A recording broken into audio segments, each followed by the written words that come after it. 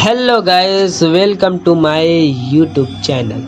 दोस्तों, आज हम बात करेंगे कुचिसाकी ओना के बारे में। जापान के सुनसान रास्तों में कुचिसाकी ओना चेहरे पर सर्जिकल मास्क पहने ज़्यादातर अपने बच्चों को शिकार बनाती थी। उसका चेहरा सर्जिकल मास्क से ढका होता है और वह बच्चों के पास आकर उनसे पूछती है, क्या मैं सुंदर दिखाई देती हूँ? सुनने में यह सवाल एक मामूली सा सवाल लगता है, लेकिन इस सवाल का जवाब शायद सबसे मुश्किल हो सकता है, क्योंकि इस सवाल का जवाब आपकी जान ले भी सकता है और बचा भी सकता है। लेकिन समस्या यह है कि इस सवाल का कोई सही जवाब नहीं है, क्योंकि जब कोई इस सवाल का जवाब ना में देता था तो कुचिसाकी कैंची से उस पर वार करती थी और उसे मार देती थी, और जब जवाब हाँ में दिया तो वो अपना सर्जिकल मास्क उतार देती थी और अपना डरावना और बेहद जख्मी चेहरा दिखा देती थी। उसका चेहरा दो हिस्सों में बटा होता था, मानो किसी ने उसके चेहरे को पूरी तरह चीर दिया हो, और फिर से वो अपना सवाल दोहराती थी, क्या मैं अब भी सुंदर दिखाई देती हूँ? कुचिसाकी ओना का डरावना चेहरा देखने के बाद अगर कोई उसके सवालों का जवाब ना में देता तो उसे मार देती थी, और जवाब हाँ में देता तो कुचिसाकी कैंची से जवाब देने वाले के चेहरे पर अपने जैसा घाव बना देती थी, जिससे लोगों की मौत हो जाती थी। जापान में 1970 के पूरे दशक में इस खौफनाक वाला की दशक थी।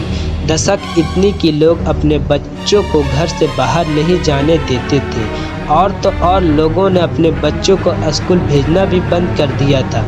कुचिसाकी ओना के शिकार बने बच्चों और कुछ अन्य लोगों की खबरों से वहां के अखबार भरे रहते थे।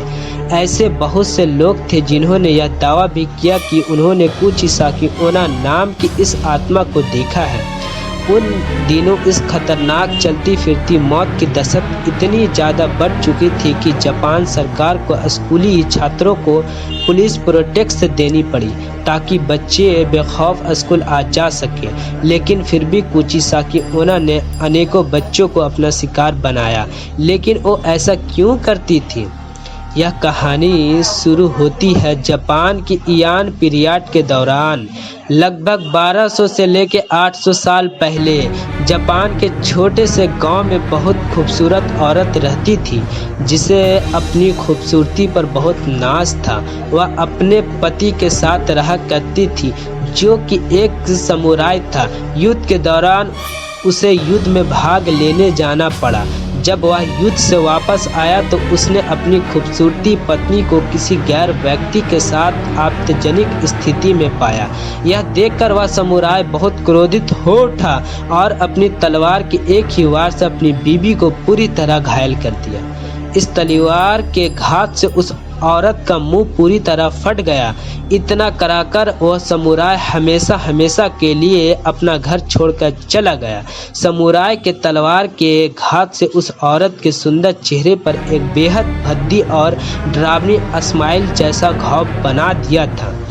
जब उस औरत ने अपने चेहरे का यह हाल देखा तब उसे यह महसूस हुआ, जिस खूबसूरती पर उसे नाज था वह चेहरा बेहद डरावनी दिखाई देता है।